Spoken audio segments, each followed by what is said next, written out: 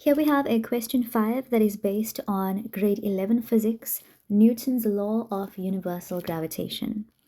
So this question says, gravitational force exists between the Earth and the Sun.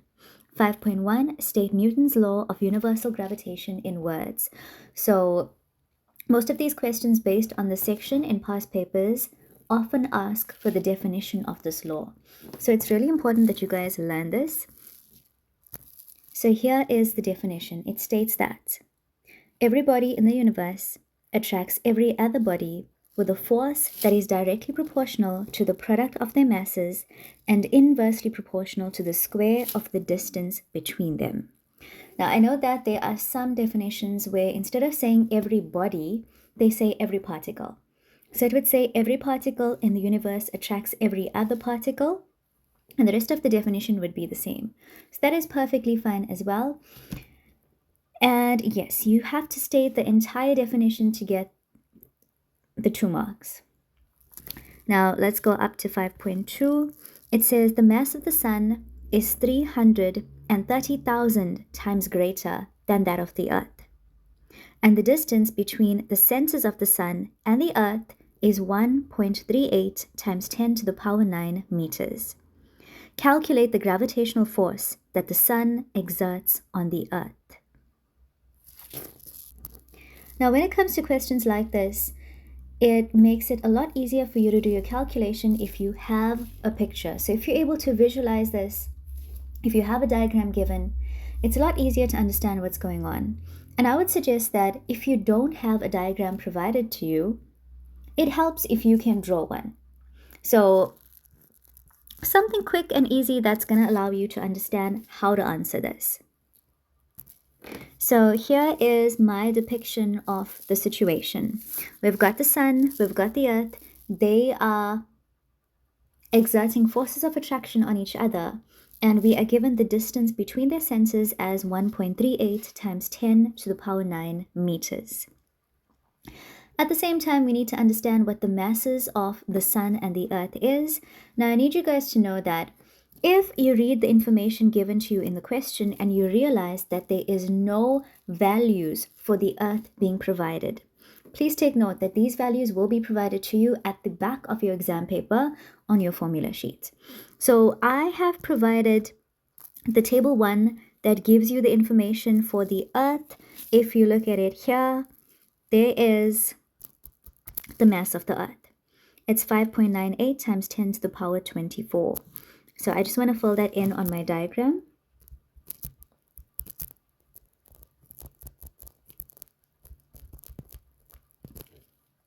And what you guys notice is that for mass of the sun, we were told that it is 330,000 times the mass of the Earth.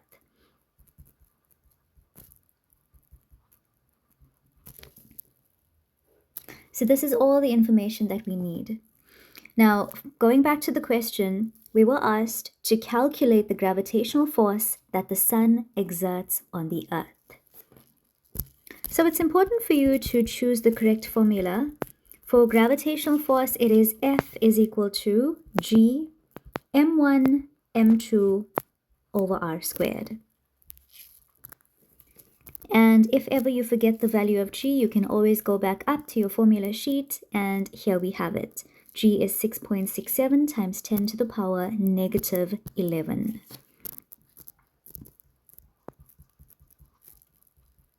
I'm going to take M1 as the mass of the sun.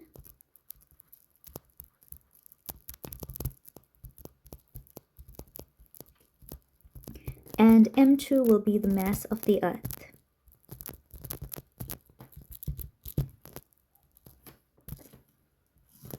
Now, normally when it comes to spherical objects such as planets, we always work with the distance between their centers. So the center of the sun to the center of the Earth, which in this case, it has been provided to us, so we can just substitute that value. It's 1.38 times 10 to the power 9. Don't forget to square. Now all you have to do is just plug this into your calculator. And the answer that we should get is 4.13 times 10 to the power 26. Remember, you are calculating the force that they're exerting on each other, so your unit is newtons.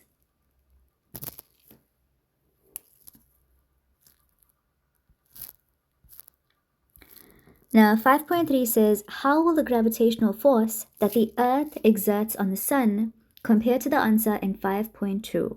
Write only greater than, less than, or equal to, and give a reason for the answer. Now, you guys know, according to Newton's third law, when object A exerts a force on object B simultaneously exerts a force of equal magnitude on object A, but in the opposite direction. So what does this tell us with regards to the Sun and the Earth? The force that the Sun exerts on the Earth is exactly the same as the force that the Earth exerts on the Sun. It's just that they are in opposite directions. So our answer for 5.3 is going to be equal to, let's write that down,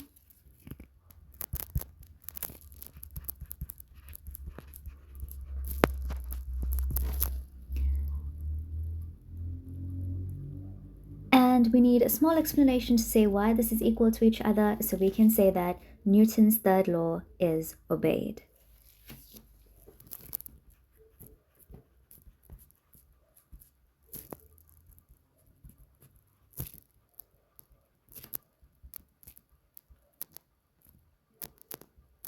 Or we could even say that it's equal to, according to Newton's third law, as long as you mention Newton's third law as your reason.